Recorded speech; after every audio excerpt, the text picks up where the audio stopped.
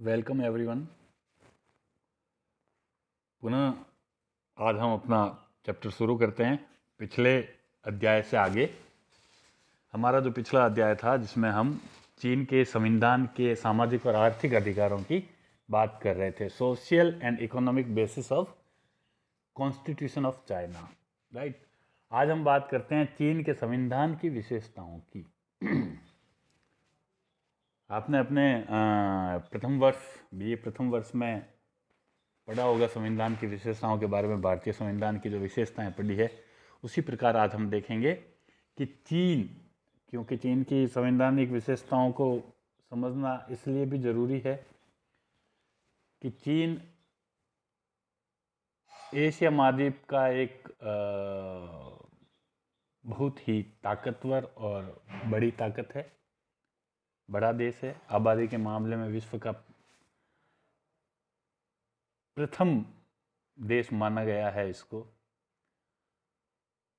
तो उसके संविधान की मूलभूत विशेषताओं को हम समझने का प्रयास करेंगे। चीन का जो वर्तमान में संविधान है, वैसे तो आपको सबको पता है, पिछले अध्याय में आपने देख लिया होगा कि चीन का जो संविधान है, चीन में साम्यवादी क्रांति 1949 में हुई थी। उसके बाद जो उसका संविधान इस समय जो लागू है वह संविधान 1982 में बनाया गया संविधान है। ये संविधान 4 दिसंबर 1982 से लागू हुआ था और ये मार्क्सवादी लेनिनवादी विचारधारा पर आधारित है, राइट। इस संविधान की विशेषताओं की हम अगर बात करते हैं तो सबसे पहली जो विशेषता है, जो फीचर है, वह है संक्षिप्त संविधान, ब्रीफ कॉन्स्टिट्यूशन। चीन का संविधान बहुत ही छोटा है, संक्षिप्त है, ब्रीफ है। उसमें मात्र 4 अध्याय और 138 अनुच्छेद हैं। अगर अब संक्षिप्त की अगर हम कंपेयर करें इंडिया के संविधान से ही मान लीजिए, तो हमारे यहाँ पर 448 के करीब आर्टिकल्स हैं और जो पार्ट हैं वो 25 पार्ट हैं। यहाँ पे 4 पार्ट और 138 अनुच्छेद है, तो आप समझ सकते हैं कि बहुत ही छोटा और संक्षिप्त है। इसमें केवल सिद्धांतों को शामिल किया गया है और विस्तार की बातें जो है वो विधानमंडल के द्वारा जो वहाँ की विधायिका है वो करती है। तो संविधान छोटा है। दूसरा, निर्मित और लिखित है। चीन का संविधान रिटन एंड इनेक्टेड है। रिटन किसे एक प्रारूप समिति है, उस प्रारूप समिति द्वारा इसको तैयार किया गया। जो प्रारूप समिति है वह राष्ट्रीय जनवादी जो कांग्रेस है, चीन की जो राष्ट्रीय जनवादी कांग्रेस है, उसके द्वारा इस संविधान को लिखा गया है और लागू किया गया है। फिर अत्यंत लचीला संविधान, मोर फ्लेक्सिबल कॉन्स्टिट्यूशन, इसको हम मानते हैं। क्यों मानते हैं? आपको पता है कि लचीला और कठोर संविधान जो आसानी से परिवर्तित हो, जिसमें अमेंडमेंट प्रोसेस जो है वो बहुत ही आसान हो, तो वो लचीला माना जाता है। और इस मायने में चीन का संविधान बहुत ही लचीला है। यहाँ पर राष्ट्रीय कांग्रेस के 1/5 सदस्य अगर प्रस्ताव रखते हैं और 2/3 उपस्थित जो मेंबर है, उपस्थित जो प्रेजेंट मेंबर है, वो अगर 2/3 की मेजोरिटी से उसको स्वीकार कर ले तो वो कानून में चेंजेस हो सकते हैं। तो इस नाते इसको हम कह सकते हैं बहुत ही लचीला संविधान है। देन बात आती है जनवादी लोकतांत्रिक तानाशाही, पीपल्स डेमोक्रेटिक डिक्टेटरशिप। डिक्टेटरशिप और लोकतांत्रिक शब्द यहाँ पे साथ में आए हैं, तो इसको आपको समझना होगा कि ये क्या है। लोकतांत्रिक तरीका है वहाँ पे, राइट। लोकतांत्रिक तरीके से सरकार चलती है, लेकिन लोकतांत्रिक तानाशाही कैसे है? तो वहाँ पर जनता को सारे के सारे अधिकार प्राप्त हैं। जनता को सरकार में अपनी भागीदारी निभाने का पूरा अधिकार प्राप्त है और हर तरह से जो हर स्तर पर, स्थानीय, राज्य और केंद्र स्तर पर जितने भी जो सभाएं या समितियों का गठन किया गया है, वो सभी सरकार के अंगों कर्मचारियों पर निगरानी रखता है। लेकिन ये सभी अपने आप में पूर्ण नहीं है। यहाँ पे लोकतांत्रिक केंद्रीय तानाशाही का मतलब है कि इन सब पे जनवादी कांग्रेस का पूरा पूरा नियंत्रण है।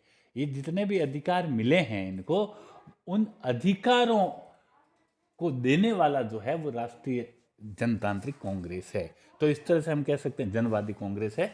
तो ये एक तरह से लोकतांत्रिक तानाशाही है। उसके बाद जनवादी गणतंत्र। जनवादी गणतंत्र का मतलब होता है, आपको मैंने पहले बताया हुआ, समझते होंगे, आप फर्स्ट टाइम पढ़ा होगा। गणतंत्र का मतलब होता है रिपब्लिक नेशन, और रिपब्लिक का मतलब होता है कि जो भी हेड ऑफ द नेशन होगा, चाहे वो राष्ट्रपति हो, चाहे प्रधानमंत्री हो, चाहे कोई भी हो, हेड ऑफ द नेशन जनता द्वारा चुना जाएगा, निर्वाचित होगा। वह उत्तराधिकार के आधार पर या वंशानुगत नहीं होगा। चीन में भी जनता द्वारा चुना गया हेड ऑफ द नेशन होता है। बहुराष्ट्रीय जातीय राज्य, ये मल्टीनेशनलिटी स्टेट, इसको आप पढ़ें। मल्टीनेशनलिटी का मतलब इसमें बहुत सारी जातियां निवास करती है, राष्ट्र जातियां, लगभग 60 राष्ट्र जातियां निवास करती है, और इन सभी राष्ट्र जातियों को चीन में एक तरह से समानता का अधिकार प्राप्त है। फिर एकात्मक शासन, यूनिटरी गवर्नमेंट। एकात्मक शासन के बारे में आप जानते हैं, जहाँ पर शासन व्यवस्था में सत्ता का केंद्र केवल एक हो, फेडरल और यूनिटरी। एकात्मक और संघात्मक। संघात्मक में शासन व्यवस्था राज्यों में बटी हुई होती है, केंद्र और राज्यों में पैरेलल पावर्स होते हैं। लेकिन एकात्मक शासन व्यवस्था में जो पावर्स होते हैं वो केवल केंद्र सरकार में होते हैं, यानी यहाँ पे स्टेट होंगे, राज्य होंगे, लेकिन जो पावर्स है राज्यों को, वो केंद्र सरकार द्वारा ही प्राप्त होंगे। तो इस तरह से अधिकार जो है या सत्ता का जो केंद्र है वह केंद्र सरकार होती है, यूनिटरी गवर्नमेंट यहाँ पे है। फिर संविधान की सर्वोच्चता। संविधान चीन में देश की मौलिक विधि है, यानी सभी तरह के कानून संविधान द्वारा ही बने हुए होते हैं, और संविधान की सर्वोच्चता है। संविधान के विरोधी कार्य असंवैधानिक होते हैं। लेकिन मैं यहाँ पे आपको एक चीज़ नोट करवा दूँ, संविधान की सर्वोच्चता केवल दिखावटी है, क्योंकि वास्तव में हम अगर देखा जाए तो चीन में साम्यवादी दल की सर्वोच्चता है, यानी संविधान भी कहीं न कहीं साम्यवादी दल की इच्छा अनुसार ही शेप लेता है। मैंने आपको बताया लचीला संविधान है, और जब भी साम्यवादी दल चाहे उस संविधान में संशोधन कर सकता है। तो इस प्रकार संविधान की सर्वोच्चता एक तरह से दिखावा है। संविधान कहीं न कहीं साम्यवादी दल का एक मुखपत्र मात्र है। उसके बाद हम बात करते हैं न्यायपालिका कार्यपालिका के अधीन है। Judiciary is under the executive. न्यायपालिका की सर्वोच्चता या न्यायपालिका की स्वतंत्रता वहाँ पे विद्यमान नहीं है, क्योंकि न्यायपालिका कार्यपालिका का एक अंग है। वहाँ की जुडिशरी को सर्वोच्च न्यायालय या जो भी जनवादी न्यायालय है उसको विधायक आय कार्यपालिका के निर्णयों की समीक्षा करने का या उसमें संशोधन करने का, रिव्यू करने का कोई अधिकार नहीं है, और न्यायपालिका कहीं न कहीं कार्यपालिका के प्रति उत्तरदायी होती है, तो स्वतंत्र तो नहीं है। उसके बाद मौलिक अधिकार एवं कर्तव्य। मौलिक अधिकार एवं कर्तव्य दिए गए हैं संविधान में। फंडामेंटल राइट्स और ड्यूटीज चाइना के संविधान में लोगों को दिए गए हैं। 4 भागों में बांट सकते हैं। पहले भाग में वो अधिकार हैं जो आर्थिक मामलों के अधिकार है, यानी काम का, रोजगार का, विश्राम का, बुढ़ापे, बीमारी में जो भी अयोग्यता होती है, यानी पहले आर्थिक आधार है। उसके बाद दूसरे में राजनीतिक आधार है, जिसमें मतदान का अधिकार, वोट का अधिकार, शिकायत करने का अधिकार, या जो भी है अधिकारों के हनन पर शिकायत करने का अधिकार आदि आते हैं। फिर तीसरे भाग में हम देख सकते हैं कि सामाजिक और शैक्षणिक अधिकार है, शिक्षा और समाज में जो भी विज्ञान, साहित्य, कला, संस्कृति आदि के क्षेत्र में जो अधिकार होते हैं वो होते हैं। और अंतिम जो भाग है अधिकारों का, उसमें व्यक्तिगत स्वतंत्रता के अधिकार, अभिव्यक्ति की स्वतंत्रता, सभा हड़ताल करने की स्वतंत्रता आदि, धर्म पालन की स्वतंत्रता आदि आते हैं।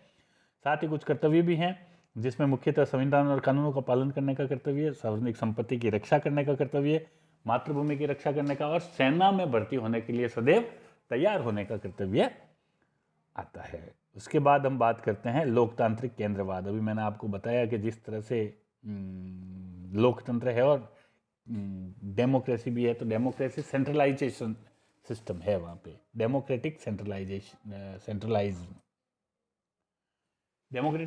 का मतलब है कि फॉर एग्जांपल मैं आपको दूं कि मैंने बताया आपको स्थानीय स्तर पर भी लोगों को अधिकार है अपनी सरकार चुनने का, फिर स्टेट लेवल पर भी अधिकार है, और इस तरह से एक पिरामिडिक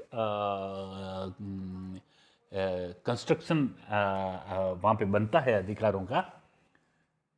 लेकिन आप ये देखिए कि जो सत्ता में लोकतंत्र में सर्वोच्च है वो साम्यवादी दल का ही नियंत्रण है। यानी जितने भी लोकतांत्रिक अधिकार मिले हुए हैं उन सभी अधिकारों का जो स्रोत है, जो नियंत्रण है, वह साम्यवादी दल के हाथ में है। तो लोकतांत्रिक एक तरह से वहां पे दिखावा है। उसके बाद एक दलीय प्रणाली, सिंगल पार्टी सिस्टम वहां पे है, यानी चीन में राजनीतिक पार्टी के नाम पर सिर्फ एक ही पार्टी है, साम्यवादी दल, और हर स्तर पर जितने भी लोग राजनीति में आएंगे वो सभी साम्यवादी दल के ही मेंबर होंगे। इसको आप ऐसे समझ लीजिए, आप कहेंगे कि सर एक ही पार्टी है तो इलेक्शन होते हैं कि नहीं होते हैं? इलेक्शन भी होते हैं, स्टेट में भी इलेक्शन होते हैं, सरकारें भी चुनी जाती है, प्रधानमंत्री भी चुना जाता है, राजनीतिक पार्टियों के सदस्य भी बनाए जाते हैं। तो फिर आप कहेंगे सर फिर कैसे होंगे जब एक ही पार्टी है? बस तो एक ही पार्टी है। अब वहाँ पे जो इलेक्शन लड़ने वाले लोग हैं वह सभी साम्यवादी दल के झंडे तले ही इलेक्शन लड़ेंगे, और उनमें जो जीतेगा वह शामिल हो जाएगा सरकार में। सिंपल सी बात है। लेकिन सर्वोच्च स्तर पर वही साम्यवादी दल है। सरकार जब भी बनेगी साम्यवादी दल की बनेगी, लोग लड़ेंगे, साम्यवादी दल के ही लोग आपस में इलेक्शन लड़ेंगे, और जो सरकार में चुने जाएंगे वो कहीं ना कहीं साम्यवादी दल के ही मेंबर होंगे। तो इस तरह से एक ही दलीय प्रणाली वहां पर है। समाजवादी अर्थव्यवस्था है, सोशलिस्टिक इकोनॉमी है, यानी वहां पर जो उत्पादन के साधन है वहां उस पर जनता का यानी सरकार का अधिकार है। अब हालांकि कृषि यानी एग्रीकल्चर को छोड़कर कुछ संपत्ति जो है उस पर कहीं ना कहीं थोड़ी बहुत उदारता दी गई है, लिबर्टी दी गई है, लेकिन बड़े उद्योग जितने भी है वो आज भी सरकार के अधीन ही है, तथा सरकार कभी भी भूमि का राष्ट्रीयकरण कर सकती है, और कृषि पर जो है वह श्रमजीवियों यानी किसानों और मजदूरों का स्वामित्व है कृषि पर। अर्थव्यवस्था जो वहाँ की है वह साम्यवादी योजनाओं के आधार पर ही कार्य करती है। उसके बाद हम बात करते हैं केंद्रीय सैनिक आयोग। वहाँ पे एक बनाया गया है, सेंट्रल मिलिट्री कमीशन बनाया गया है। ये कमीशन जो है वह चीन की जो सेनाएं हैं, सशस्त्र सेनाएं हैं, उनका निर्देशन करता है, डायरेक्शन करता है। लेकिन इसका अध्यक्ष हमेशा ही राष्ट्रवादी जनतांत्रिक जो जनवादी कांग्रेस है उसकी स्थायी समिति के प्रति उत्तरदायी होगा। लेकिन ये जो एक तरह से जो ब्यूरो है या जो कमीशन है वह भी स्वतंत्र कार्य नहीं कर सकता, वह जनवादी कांग्रेस की स्थायी समिति के अधीन होता है या उसके प्रति उत्तरदायी होता है। राष्ट्रपति पद की स्थापना की गई है। राष्ट्रपति और उपराष्ट्रपति पद की यहाँ पे जो एस्टेब्लिशमेंट है वह संविधान द्वारा किया गया है। इनका कार्यकाल 5 वर्ष का रखा गया है, और निर्वाचन राष्ट्रीय जनवादी कांग्रेस द्वारा ही किया जाएगा। राष्ट्रपति का जो निर्वाचन है वह वहाँ के सर्वोच्च जो भी जनवादी कांग्रेस, जिसको हम अपने यहाँ पे संसद कहते हैं, वो वहाँ पे राष्ट्रीय जनवादी कांग्रेस मान जाती है। तो वो वहाँ की संसद ही एक तरह से राष्ट्रपति को निर्वाचित करती है, और एक राष्ट्र के अध्यक्ष के रूप में सारे दायित्व जो है वो राष्ट्रपति निभाता है।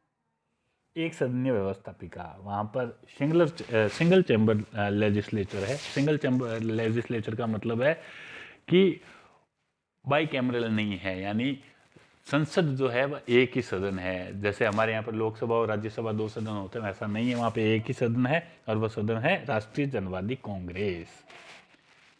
सारा का सारा जो वैधानिक कार्य है वो वैधानिक कार्य यही राष्ट्रीय जनवादी कांग्रेस करती है। जनता का ये प्रतिनिधि सदन है, इसका कार्यकाल 5 वर्ष है, और हर 18 वर्ष नागरिक मतदान करके इसके प्रतिनिधियों को चुनता है।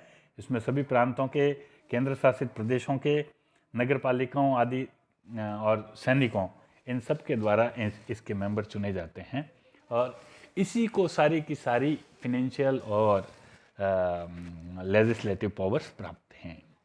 इन सभी के अलावा कुछ और विशेषताएं हैं, जैसे अर्थव्यवस्था में राज्य का नियंत्रण, मैंने बताया था आपको, सोशलिस्टिक सिस्टम है तो इकोनॉमी पूर्ण रूप से जो वहाँ की गवर्नमेंट या स्टेट के कंट्रोल में है। श्रम करना सम्मान का सूचक है। चीन में श्रम को, लेबर को एक सम्मान की दृष्टि से देखा जाता है, वहाँ पे हेय दृष्टि से नहीं देखा जाता है। विदेश नीति के संबंध में पंचशील को अपनाया गया है। पंचशील के बारे में आपने पढ़ा होगा जरूर। और संसदीय व्यवस्था और अध्यक्ष व्यवस्था दोनों का मिला जुला रूप स्वीकार किया गया है। पार्लियामेंट्री और प्रेसिडेंशियल दोनों का एक मिश्रित रूप शासन व्यवस्था में सामने आता है। इसी तरह से इंग्लिश में भी एज इट इज़ दिया गया है। अगर कुछ पॉइंट्स इधर उधर होते हैं तो आप हिंदी वाले इंग्लिश में देख लो और इंग्लिश वाले हिंदी में कुछ पॉइंट्स को देख सकते हैं। तो इजी चैप्टर है, विशेषताओं को आपने पढ़ा है, जो काफ़ी जो शब्दावली है वो आपने पहले से ही पढ़ रखी है, तो इसमें कहीं भी आपको दुविधा नहीं होनी चाहिए। फिर भी अगर कोई पॉइंट आपके समझ में आए या ना आए तो आप मुझसे बात कर सकते हैं, कांटेक्ट कर सकते हैं। Thank you.